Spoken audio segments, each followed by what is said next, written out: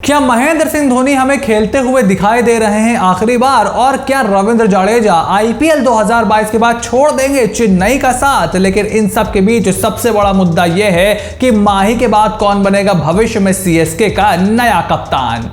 What's going on everyone? I am Sufyan and welcome back to 5 Sports। और IPL का season चल रहा हो और हमें कंट्रोवर्सी देखने को ना मिले, ऐसा तो कभी हो ही नहीं सकता है। और एक बार फिर से कंट्रोवर्सी में जिस टीम का नाम सबसे सामने है वो है आईपीएल की अभी तक की सबसे सक्सेसफुल टीमों में से एक महेंद्र सिंह धोनी की Chennai super Kings. Mega auction में अपने सबसे बड़े स्टार खिलाड़ी यानी कि सुरेश रैना को दोबारा ना खरीदने के बाद चेन्नई सुपर किंग्स ने एक बड़ी कंट्रोवर्सी को जन्म दिया था और अब अपने सबसे महंगे प्लेयर यानी कि 16 करोड़ के रविंद्र जडेजा को कप्तानी देने और फिर मिड सीजन उनसे कप्तानी लेने को लेकर के अब चेन्नई सुपर किंग्स एक बार फिर से कंट्रोवर्सी के कटघरे में आकर के खड़ी हो गई है। और रविंद्र जडेजा का अचानक इंजरी से बाहर हो जाना, कप्तानी का पूरा फियास्को होना और इंस्टाग्राम पर चेन्नई सुपर किंग्स का रविंद्र जडेजा को अनफॉलो करने की खबर आना इस बात की ओर जरूर इशारा करता है कि चेन्नई के खेमे में सब कुछ ठीक नहीं है। और आकाश चोपड़ा ने जो अपने YouTube चैनल पर एक बहुत ही वैलिड पॉइंट उठाया है और मैं अपने इस चैनल पर कई बार सीएसके, मुंबई ऐसी टीम्स के लिए यह कह चुका हूं कि इनके कप्तान से, इनकी मैनेजमेंट से सीधे सवाल और स्ट्रेट सवाल नहीं पूछे जाते हैं। मुश्किल सवाल लेकिन नॉर्मल सवाल नहीं पूछे जाते हैं। पिछले साल भी हमें ऐसा ही देखने को मिला था जब सुरेश रैना को इंजरी की वजह से प्लेइंग 11 से बाहर किया गया, उनकी जगह रॉबिन उथप्पा आए। उसके बाद सुरेश रैना की कभी सीएसके की प्लेइंग 11 में वापसी नहीं हुई और उसके बाद रैना का करियर खत्म ही हो गया और सीएसके ने उनको दोबारा नहीं खरीदा।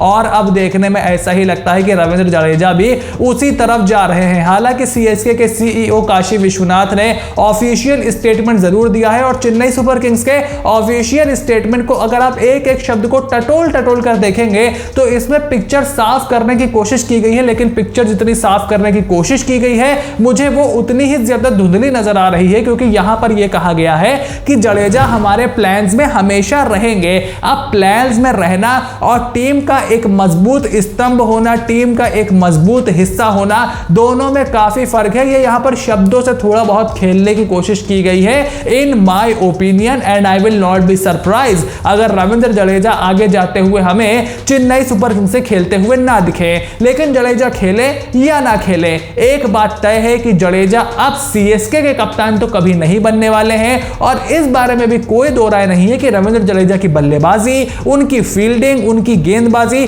और उनकी पूरी फॉर्म, उनका पूरा मेंटल स्पेस कप्तानी के बोझ तले दब गया था। ऐसे में रविंद्र जडेजा अब सीएसके के कप्तान नहीं बनने वाले हैं। वहीं मुंबई इंडियंस से करारी हार मिलने के बाद अब चेन्नई सुपर किंग्स के आईपीएल 2022 का सफर तो खत्म हो गया है, लेकिन उनके भविष्य को लेकर अब एक बार फिर से मामला गर्म हो गया है और यह बात जोर शोर से मार्केट में उठ रही है कि क्या महेंद्र सिंह धोनी हमें आगे जाते हुए चेन्नई सुपर किंग्स से खेलते हुए दिखाई देंगे? क्या 2023 में एक बार फिर से वो बतौर कप्तान लौटेंगे? और अगर वो बतौर कप्तान नहीं लौटते तो क्या वो बतौर प्लेयर लौटेंगे? और उनके कप्तानी छोड़ने या उनके टीम में ना रहने की स्थिति में कौन चेन्नई सुपर किंग्स की बागडोर संभालने के लिए सबसे बड़ा दावेदार है? और जिन 3 खिलाड़ियों के नाम मार्केट में सबसे ज्यादा हैं, हम एक एक करके उन खिलाड़ियों के बारे में बात करेंगे, ये जानने की कोशिश करेंगे कि क्या वो सीएसके के कप्तान बन सकते हैं। और एंड में मैं आपको अपना ओपिनियन दूंगा कि मेरे हिसाब से चेन्नई सुपर किंग्स का कप्तान किसे बनना चाहिए। So make sure you stick around till the end and now let's begin with the captaincy names.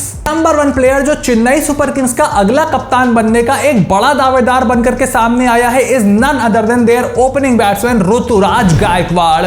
Rituraj Gaikwad को पिछले साल के बाद ही चेन्नई सुपर किंग्स के भविष्य के कप्तान के रूप में देखा जा रहा था और मैं भी उनमें से एक था जिसका ऐसा मानना है कि ऋतुराज गायकवाड़ हमें आज नहीं तो कल चेन्नई सुपर किंग्स के कप्तान बनते हुए जरूर दिखाई देंगे। लेकिन हम भूल रहे हैं कि चेन्नई सुपर किंग्स इतनी जल्दी युवाओं पर इतनी बड़ी जिम्मेदारी नहीं देती है। वो तो इतनी जल्दी युवाओं को अपनी टीम में मौका ही नहीं देते हैं। अगर 2020 का उनका सीजन खराब ना हुआ होता और वो यंगस्टर्स को ट्राई आउट ना कर रहे होते तो शायद ऋतुराज गायकवाड़ आज भी चेन्नई सुपर किंग्स के खेमे में बेंच गर्म कर रहे होते। और हमें यह भी नहीं भूलना चाहिए कि ऋतुराज गायकवाड़ अभी भारतीय टीम के किसी भी फॉर्मेट में परमानेंट खिलाड़ी नहीं है और महेंद्र सिंह धोनी से आप उस खिलाड़ी को कप्तानी नहीं देना बनना चाहते हैं, जो अभी तक इंटरनेशनल क्रिकेट में कहीं पर भी अपनी छाप छोड़ने में कामयाब नहीं हुआ है। ऐसे में मुझे लगता है कि ऋतुराज गायकवाड़ का ये प्रॉपर सेकंड सीजन अभी चल रहा है। इस सीजन में फर्स्ट हाफ में काफी उन्होंने बल्ले से स्ट्रगल भी किया है। ऐसे में कम से कम 2 से 3 साल शायद चेन्नई सुपर किंग्स अभी ऋतुराज गायकवाड़ को कप्तानी देने के बारे में नहीं सोचेगा। थोड़ा सा उनको इंटरनेशनल क्रिकेट का और एक्सपोजर कराना होगा। राजवर्धन हांगड़ेकर को तो वो अभी डेब्यू तक नहीं करवा रहे हैं। उनका मानना ऐसा है कि जो युवा खिलाड़ी हैं उन पर जरूरत से ज्यादा जिम्मेदारी नहीं सौंपनी चाहिए। ऐसे में मुझे नहीं लगता कि अगले साल ऋतुराज गायकवाड़ कप्तान बन सकते हैं। सेकंड प्लेयर जिसका नाम महेंद्र सिंह धोनी का बतौर रिप्लेसमेंट चल रहा है for CSK captain is Australia's Steve Smith. अब स्टीव स्मिथ का नाम यहां पर इसलिए चल रहा है क्योंकि वो महेंद्र सिंह धोनी की टीम की कप्तानी कर चुके हैं 2017 में राइजिंग पुणे सुपर जायंट्स से जब माही खेल रहे थे, और उसके बाद 2-3 सीजन उन्होंने राजस्थान रॉयल्स की भी कप्तानी की है। ऐसे में स्टीव स्मिथ का नाम काफी जोर शोर से चल रहा है और कुछ उस कैटेगरी में स्टीव स्मिथ आते भी हैं जिस तरीके के खिलाड़ी चेन्नई सुपर किंग्स में खेला करते थे। वो 30 से 35 साल के बीच में उनकी उम्र है और थोड़े से एंकर टाइप का रोल वो प्ले करते हैं और लंबी बैटिंग करते हैं। बड़ा नाम है इंटरनेशनल क्रिकेट में, लेकिन यहां पर मुझे नहीं लगता कि Chennai super Kings Steve Smith की तरफ जाने वाली है। हालांकि वो स्पिन को अच्छा खेलते हैं, कप्तानी भी कर चुके हैं, लेकिन he is not that great a T20 player now. और ऑस्ट्रेलिया की T20 टीम में भी अब उनकी जगह बनना काफी मुश्किल है।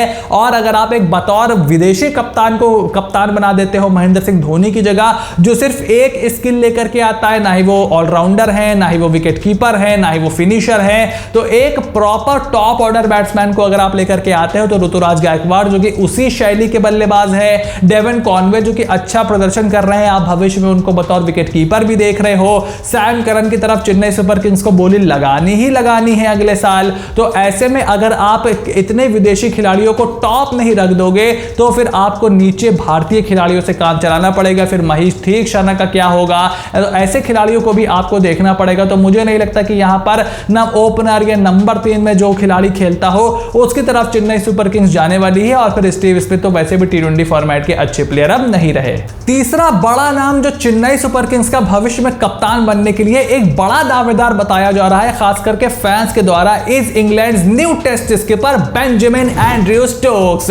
बेन स्टोक्स का नाम सुनकर के चेन्नई सुपर किंग्स के फैंस काफी ज्यादा एक्साइटेड है और महेंद्र सिंह धोनी बेन स्टोक्स के साथ राइजिंग पुणे सुपर जायंट्स में ड्रेसिंग रूम भी शेयर कर चुके हैं और अच्छा खासा रेट करते हैं वो बेन स्टोक्स को। और बेन स्टोक्स भी महेंद्र सिंह धोनी के काफी करीबी बताए जाते हैं और माही के साथ हर कोई चिल आउट वैसे भी करता है। लेकिन अब बेन स्टोक्स का आईपीएल में कप्तान बनना तो छोड़िए, उनके आईपीएल खेलने पर ही बड़े सवाल हैं, क्योंकि अब उनके ऊपर इंग्लैंड के टेस्ट क्रिकेट की पूरी जिम्मेदारी दे दी गई है। और वो सिर्फ एक बल्लेबाज नहीं बल्कि एक प्योर ऑलराउंडर भी हैं, और वो भी फास्ट बॉलिंग ऑलराउंडर, यानी कि उनको कप्तानी के साथ साथ अपनी फिटनेस का भी खूब ध्यान रखना होगा। और ऐसे में मुझे नहीं लगता कि आने वाले कई सालों में हम बेन स्टोक्स को आईपीएल में देखने वाले हैं। मुझे लगता है ये 31 वर्षीय बेन स्टोक्स के आईपीएल करियर का अंत है। अब हम उन्हें कभी भी आईपीएल में खेलते हुए नहीं देखेंगे। कम से कम 2 से 3 साल जितने दिन वो कप्तान रहेंगे, बेन स्टोक्स हमें आईपीएल में खेलते हुए नहीं दिखाई देंगे। वजह उसकी ये है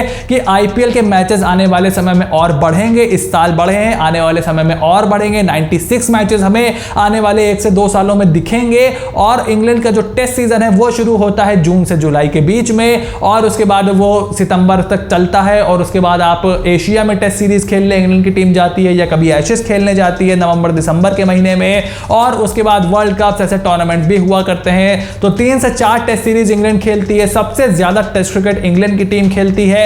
ऐसे में अपनी फिटनेस का और अपनी मेंटल हेल्थ का काफी ध्यान रखना होगा यहां पर बेन स्टोक्स को, और इसी वजह से अब वो आईपीएल में खेलने के लिए नहीं आने वाले। अब अगर एंड में यहां पर मैं अपना ओपिनियन दूं कि मेरे हिसाब से भविष्य में चेन्नई सुपर किंग्स का कप्तान कौन होना चाहिए, तो सबसे पहले मैं आपको बताऊं कि मेरे हिसाब से वो जो भविष्य है ना, उसको थोड़ा सा और भविष्य में देखना चाहिए। यानी कि आप अगले साल या उसके अगले साल अब आप दुआ करिए कि महेंद्र सिंह धोनी ही चेन्नई सुपर किंग्स के कप्तान बने रहें और इसी तरीके से खेलते रहें। और मुझे लगता है कि ऐसा होने भी वाला है। महेंद्र सिंह धोनी को 2020 से रिटायरमेंट दिलवाया जा रहा है। 20 निकला, 21 निकला, अब 22 में निकल गया। दिया है और मुझे लगता है कि 2023 या 2024 तक कम से कम महेंद्र सिंह धोनी हमें ऐसे ही चेन्नई सुपर किंग्स से खेलते हुए दिखाई देंगे। और उसके बाद देखते हैं कि 2 साल बाद ऋतुराज गायकवाड़ कहां खड़े होते हैं। क्या इंटरनेशनल क्रिकेट में कोई ऐसा खिलाड़ी, कोई ऐसा कप्तान निकल करके आता है जो चेन्नई सुपर किंग्स उनको अपनी टीम में ले।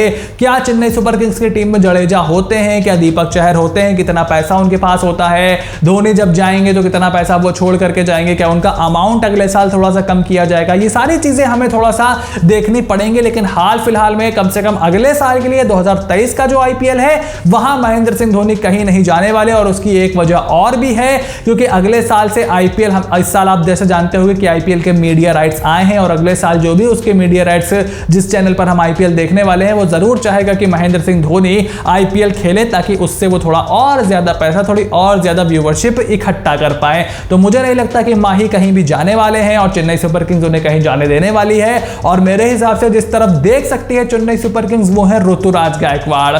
वो ऑलरेडी कैप्टेंसी के साइंस शो कर रहे हैं, मैच्योरिटी शो कर रहे हैं, लेकिन इंटरनेशनल क्रिकेट में उन्हें भारतीय टीम में अपनी जगह पक्की करनी पड़ेगी। और मुझे लगता है कि आने वाले 2 सालों के बाद वही हमें सीएसके के कप्तान दिखाई देंगे। अब इस पूरे मामले में आपका क्या ओपिनियन है? क्या आपकी नजर में कोई और खिलाड़ी है जिसे आप भविष्य में सीएसके का कप्तान देखना चाहते हैं? अपने ओपिनियन कमेंट बॉक्स में लिख करके जरूर बताइएगा।